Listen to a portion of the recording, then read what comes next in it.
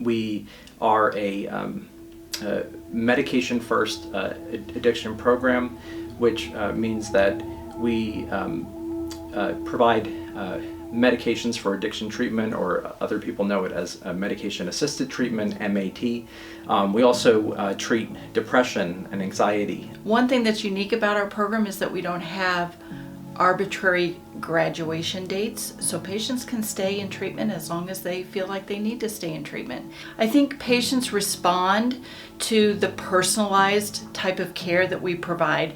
Our appointments are a half hour, so we have plenty of time usually to talk about it and get into depth and talk about what's really going on with that patient, and they respond really well to that. You don't have to be sober or clean to start.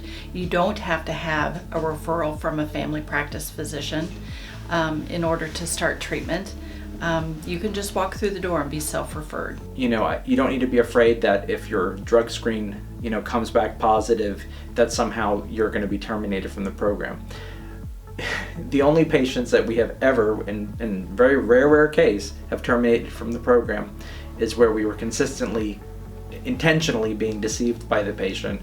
So addiction is any kind of behavior that is aberrant, that seeks out whatever stimulus it is that you're looking for, and even resorting to illegal behavior in order to procure whatever it is that you're seeking.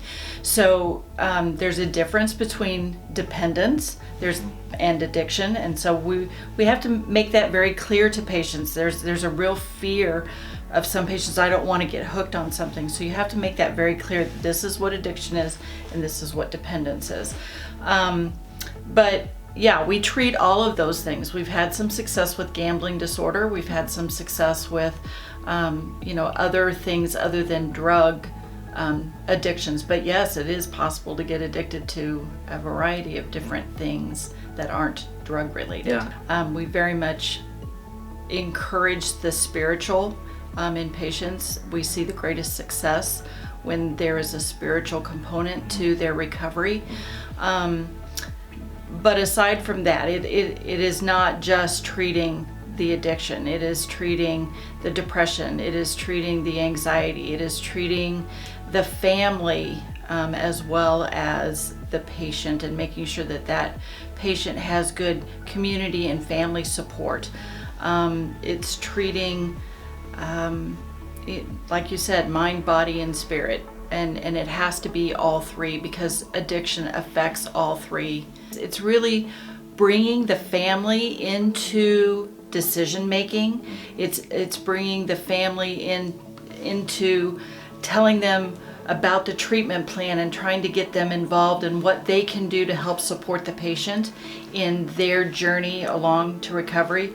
So I encourage family members to come into those visits if the patient feels comfortable with that, so that they can participate in that decision-making process.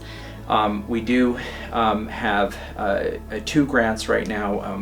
One is a Department of Corrections, DOC grant, that enables us to provide addiction care for patients who are currently going through Department of Corrections and otherwise might not be able to afford their care. And then we have another grant which is for neonatal abstinence syndrome, and so that helps treat women who are pregnant, seeking to be pregnant, the potential to be pregnant, and also it does provide some assistance for family members who may be taking care of a child who was born to a mother that was suffering from addiction. Sometimes just seeing them that day, giving them a medication that blocks that craving, stops that cycle, and then there's so many aspects of harm reduction to reducing hepatitis C, hepatitis B in the community, reducing HIV prevalence rates, reducing illegal activity in your community, and also bringing families back together, bringing parents back into the home, getting people back into work, living productive lifestyles, getting needles out of garbage cans. I mean, there's so many things that you're addressing by stopping that cycle today.